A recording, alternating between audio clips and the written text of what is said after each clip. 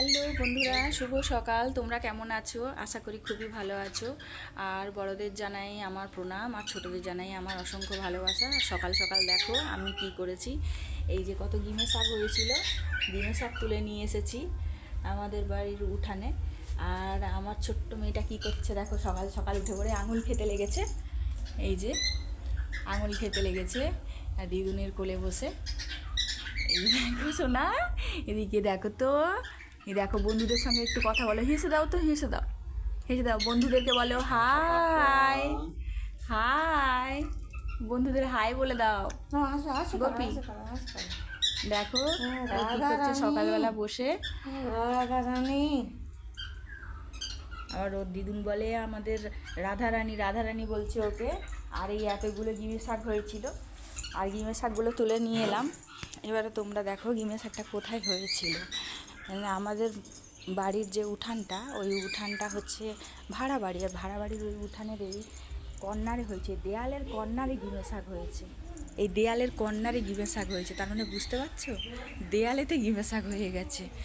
হালকা হালকা একটু মাটি আছে, ওই পিঁপড়েতে মাটি দিয়েছিল, ওই মাটির মধ্যে গিমে শাক হয়ে গেছে। এর ওইখান থেকে তুলে নিয়ে গেছি। আর সকালের আমাদের বাড়ির লুকটা দেখো একবার, বাগানের লুকটা দেখো।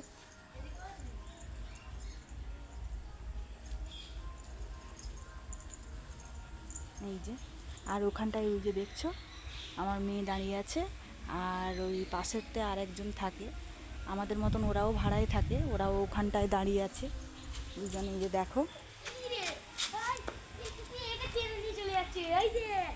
সকালবেলা উঠে ওরা খেলা শুরু করে দিয়েছে। আর এই যে ফুল হয়েছে গাছে, আমাদের ভগবানের জন্য একটু এই ফুল তুলে একটু সেবা দেবো।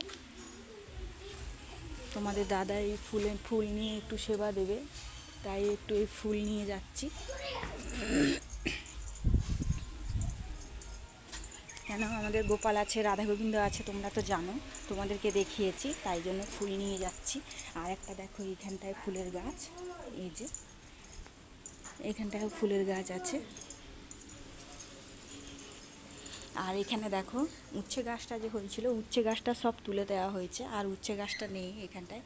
খুব পোকা লেগে গেছিলো, তাই জন্য উচ্ছে গাছটা ছিঁড়ে ফেলতে হলো, তাহলে পোকাগুলো চারদিকে উঠছিল, ওই জন্য উচ্ছে গাছটা ছিঁড়ে ফেলে দেওয়া হয়েছে, তাতে আর উচ্ছে হয়নি।